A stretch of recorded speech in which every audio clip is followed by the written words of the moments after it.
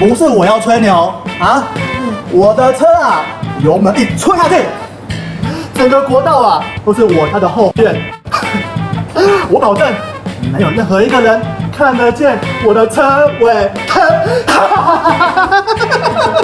哇，这么神奇哦！这个是热汤，很烫，先吹一下。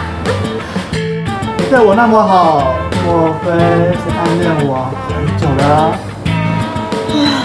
先生，麻烦自己帮我签一下。收不收信用卡？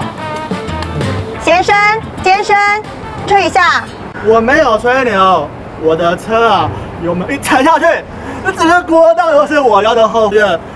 我保证，没有任何一个人看得见我的车尾灯。这么神气哦，还把警察当酒友。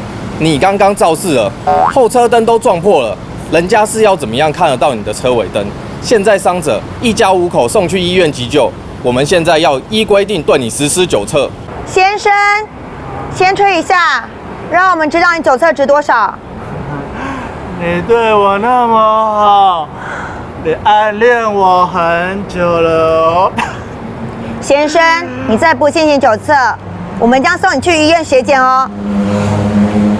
先生，这是你酒后驾车拒测的违规单，这边签一下。收不收信用卡啦？还刷卡嘞？有喝酒就不应该开车了。